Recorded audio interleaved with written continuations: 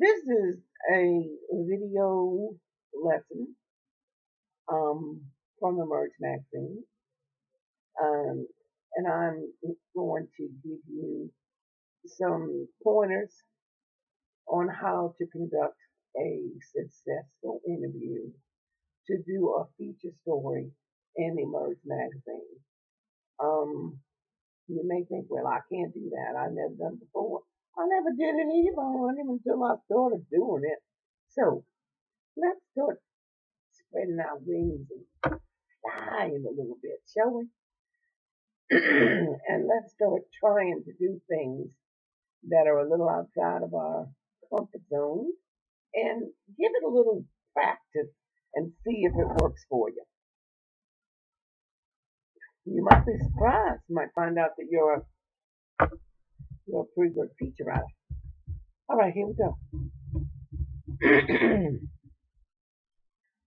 um,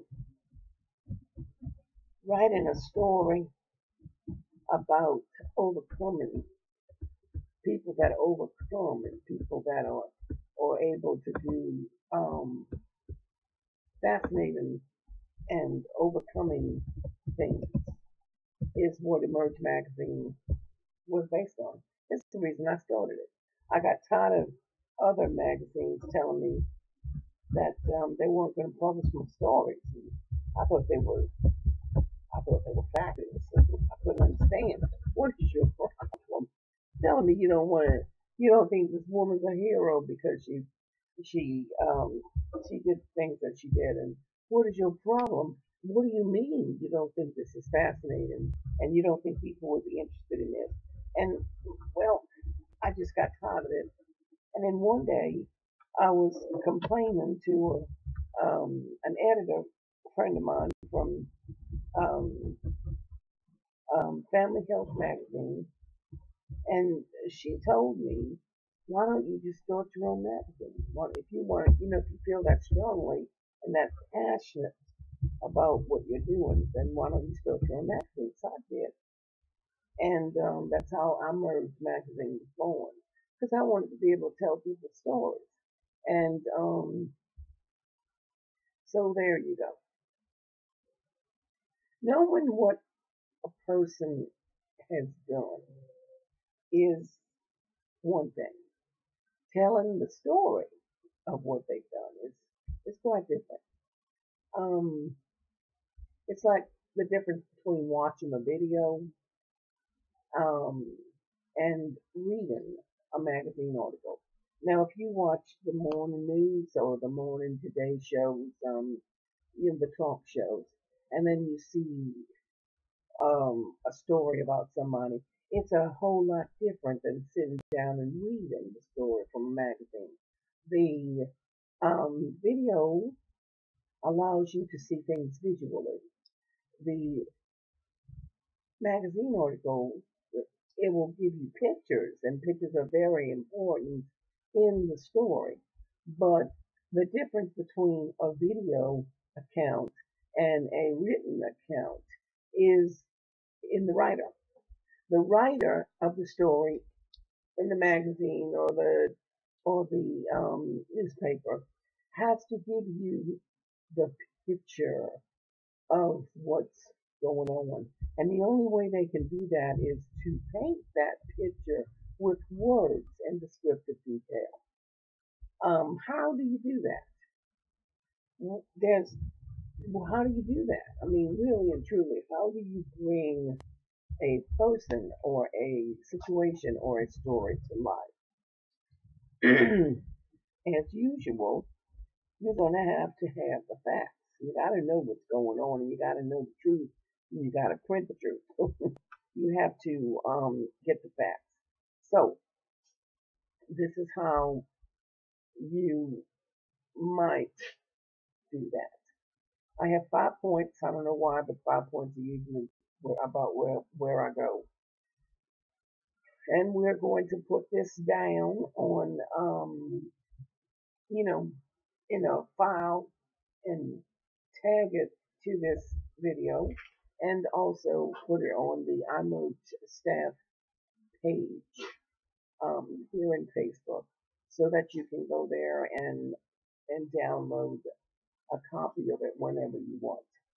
Number one, as always, get the facts. When you're working in journalism like you are now, you want to make sure that you tell the truth, that you get all the facts. You don't want to talk about somebody and not get the truth. You have to get the facts. You have to make sure that what you're saying is what they told you.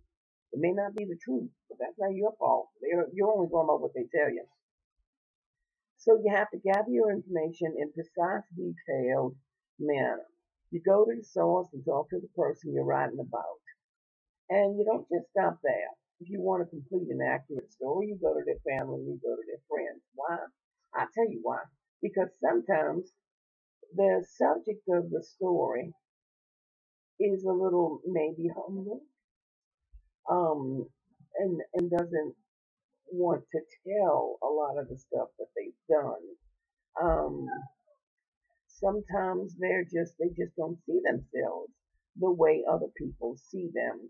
So I always like to write a story from the point of view of not just my subject, but I want to talk to their family and their friends to see what they feel and how they would describe the person that I'm talking about. So I think it's a good idea to tell the story from both points of view. So if you're going to get the facts, then you want to get the facts from your subject and also from family and friends, maybe coworkers. But you want to get multiple facts from multiple places so that you can tell the full story. All right, this means you need to go to the person, you need to talk to them, and you need to conduct an interview. When you talk to somebody and get the information from them, you can do this in a variety of ways. My number one way would be face to face.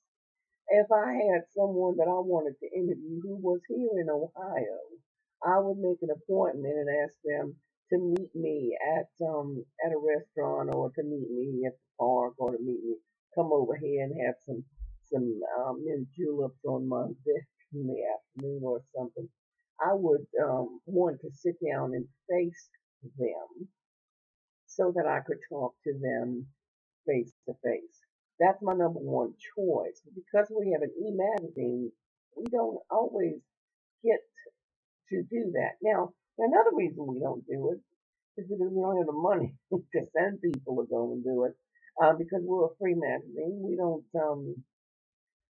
charge anything. We don't have any ads, so we're not bringing in any revenue. So we don't have a budget that allows us to fly to Florida to make an interview, or to fly to wherever to conduct an interview.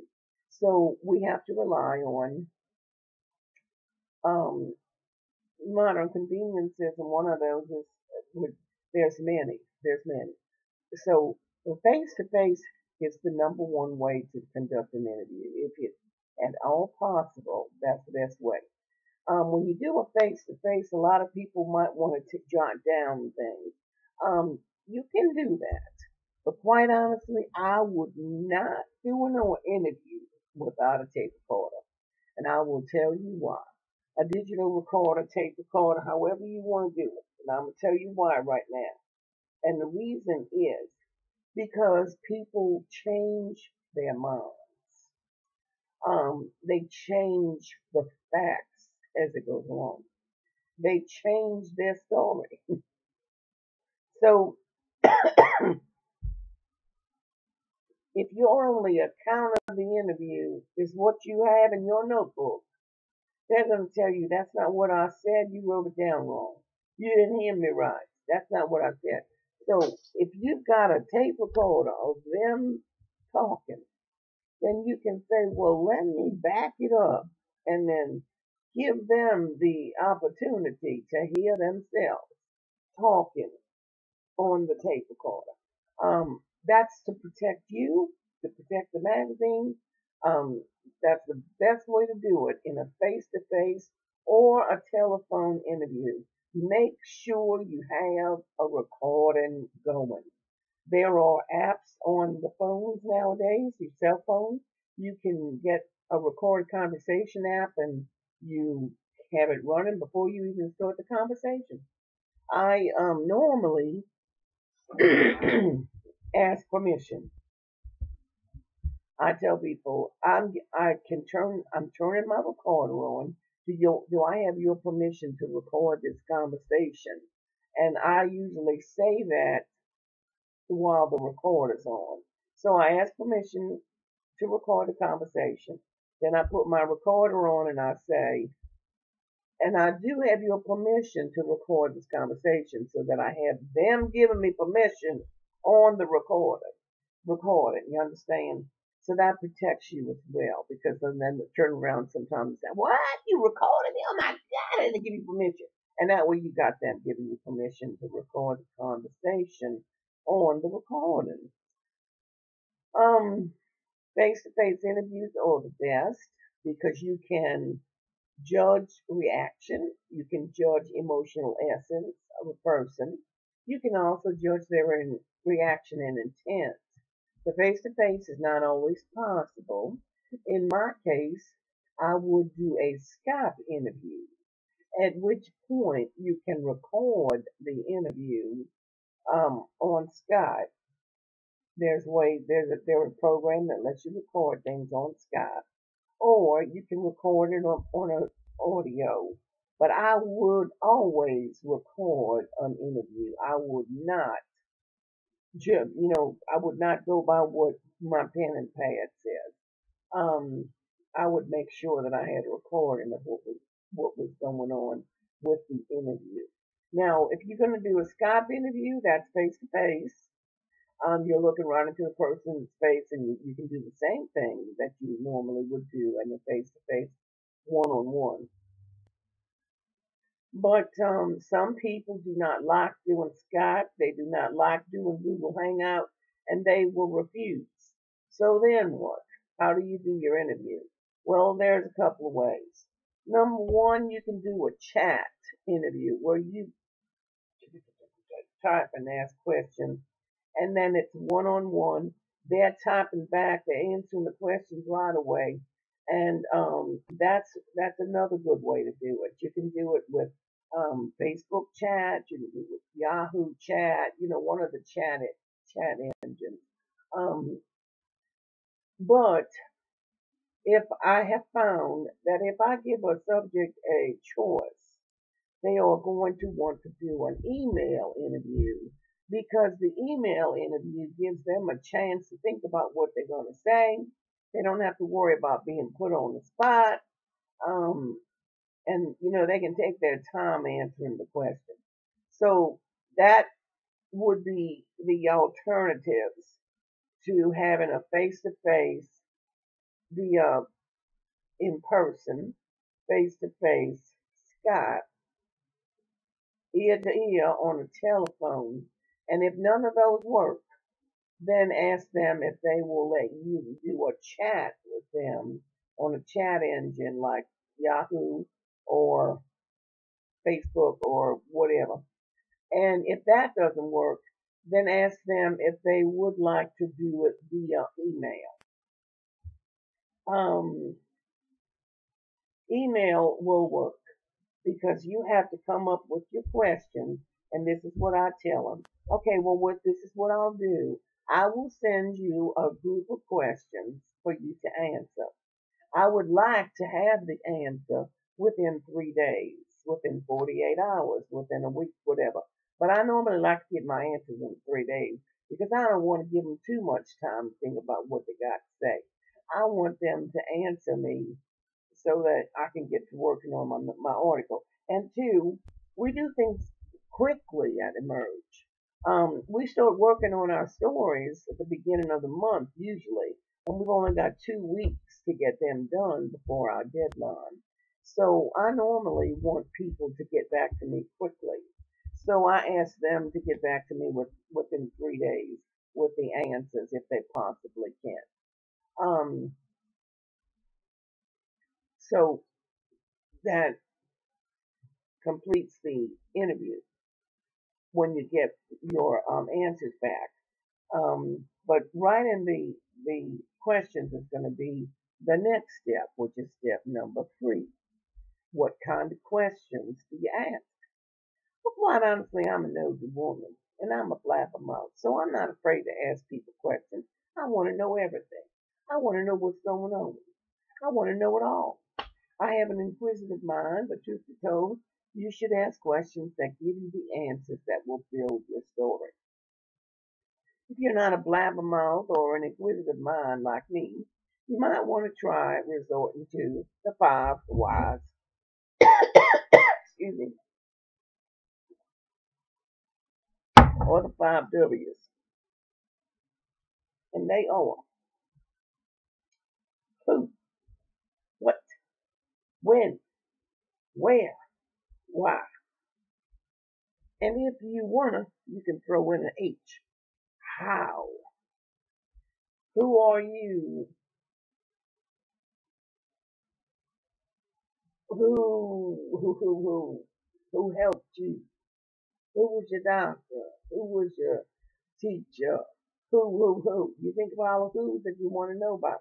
What would you do that was so spectacular? What time? What happened? When it all came down? What? When? When did you get sick? When did you have to go to the hospital? Where? Where did all this happen? What state are you in? What city again? How? Whoops, I forgot where. Where? What city are you in? When? Who? What? When? Where? Why? Why did it happen? Why did you feel this way? You know, it's hard for me to culminate a bunch of questions because I don't even have a topic. But you understand what I'm saying. You don't know what to ask, then go through those who, what, when, where, and why, and how. And you can come up with a bunch of questions that are going to be pretty good. Who, what, when, where, and why. Or that's the basis of what your questions are going to be. But of course, you're going to want to ask really, really juicy questions. Like if I was talking to somebody who, let's just say I was talking to somebody who, I don't know what I can't even think.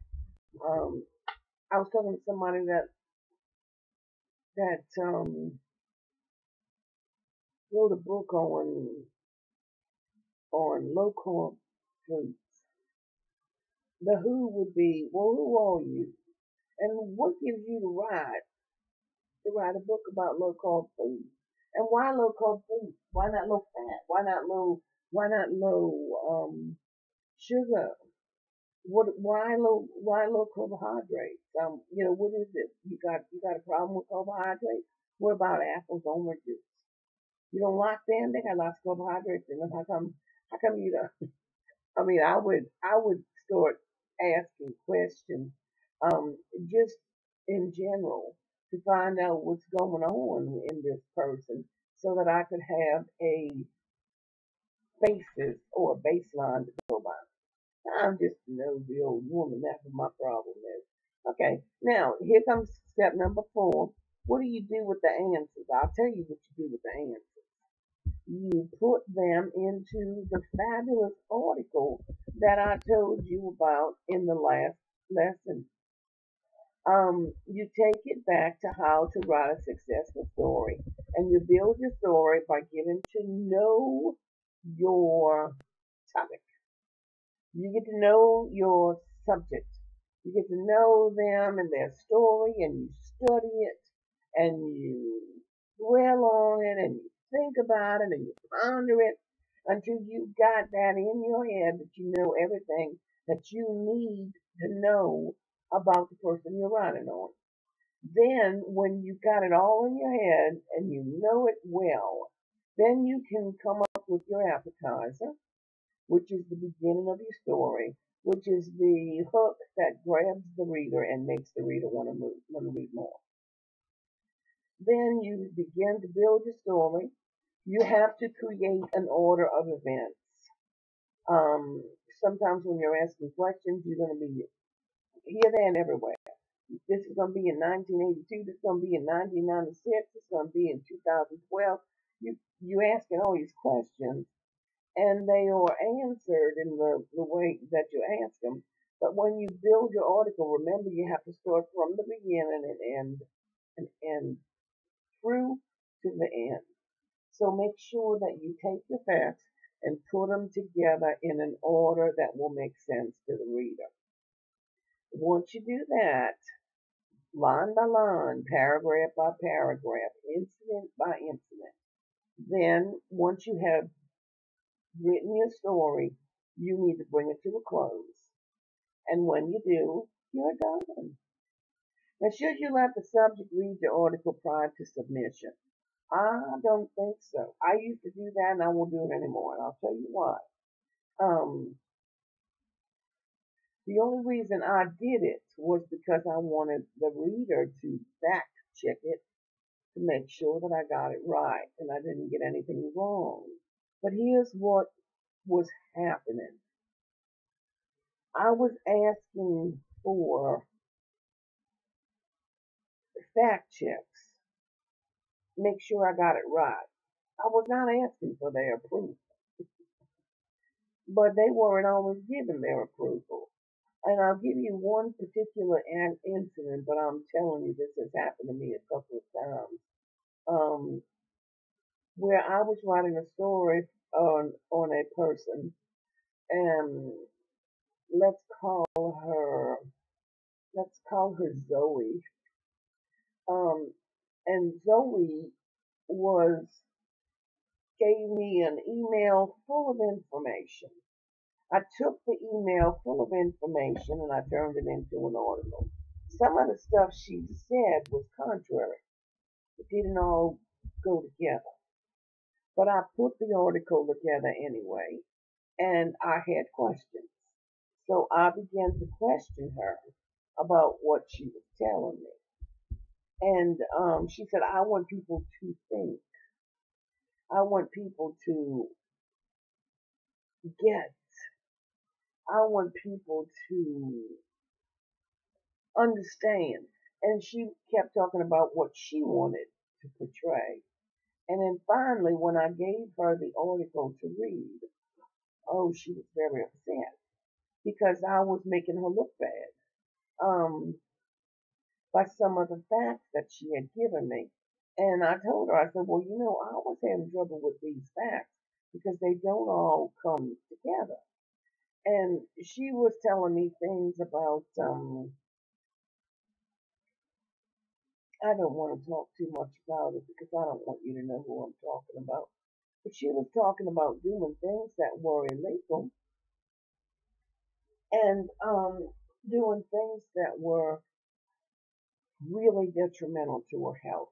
And she withdrew her statements. She told me that she did not want me to write it that way. She wanted me to write it another way. So she came up with another plan. She came up with some more answers. And she wanted me to change the article. I had a problem with that because by this point I felt like she was lying. I felt like she wasn't telling the truth. I felt like she was giving a false representation of herself, and I really did not want to play. I did, however, finish the article with using some of the information she gave me. She still wasn't happy. And she took the article and she tore it apart with her little red pen and changed a bunch of stuff. And at this point, I told her, I am sorry, but I cannot do your article. I have to, um, I have to pull away from this story. I don't think it's going to be possible for me to do your story. She got very angry with me because I did not want to change her facts. But what I'm trying to tell you is that you are the writer, and when you get information from someone to do a story on them, they are giving you permission to write their story. And they're not giving you permission to lie about them. They're not giving you permission to misquote them. They're not giving you permission to mislead the public about them. That's why I tell you to make sure that you have a recording of what they're saying, that you have written emails or the ability to get a conversation down in writing so that you have proof of what the person you interviewed is saying. That way you protect yourself. And when they come at you and they say, oh, no, no, no, no, I don't like that, and it doesn't sound right, or it makes me look bad, then you can say, this is what you said, and this is what I'm going by. I'm going by your interview. This is what you said. Yes, you did say that. And then, just tell them their story will be in the magazine and it comes out on the first of the month, and then be done with it. Um, you are the writer of your story, and you should never let the subject of your story dictate the way you write. When they give you permission to write about them, they're giving you permission to write their story. They're not supposed to write it for you. Okay, so that's my hints and my suggestions for doing an article. I'll go over them one by one and closing to recap. Number one, always get the facts. Gather your information in a precise, detailed manner. Go to not just the subject to hear their story, but go to people who live with them, people who are around them all the time, people who are able to give you a different perspective of what the subject story is. Number two, types of interviews: face to face, ear to ear, Skype, chat, and email. If you choose the email, all the others are instant. If you choose the email, make sure that you give them so many days to answer and to bring the questions back to you. Always make sure you've got a tape recorder going. Always make sure you're recording it and you have got something to fall back on in case they come back and say, oh no, I didn't say that. Then you can bring them to the recording or to the video, and you can, or to the chat um, printout and show them, yeah, this is what you said. Or the email, yeah, this is what you said. All right, number three is, what kind of questions do you ask?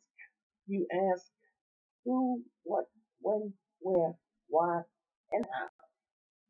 And then you ask as many questions as you possibly can. Get as much information as you can. And then you take it back. Number four, you take it back to your office, or you take it back to wherever you do your work, and you study it.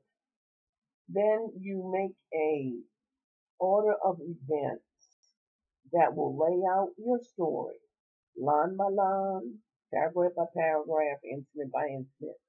And then once you've got it all laid out in an order, then you put it together, you tweak it, make sure you've got a good appetizer, make sure you've got a good closing, give it a title, and you're done. Should you ever let the subject read the article before submission? I don't think so. That's my recommendation to you. You can let them read it if you so desire, but you make sure they know that they are not, you're not asking for their approval, you're asking for them to check the facts to make sure that you got everything right. And if they tell you, oh, no, no, no, I never said that, well, then you go to your proof which is a recording or your printout or your email, and you show them, that's what you said. That's what you said. All right. That is Emerge Magazine's take on, well, my take on how to conduct a successful interview for Emerge Magazine.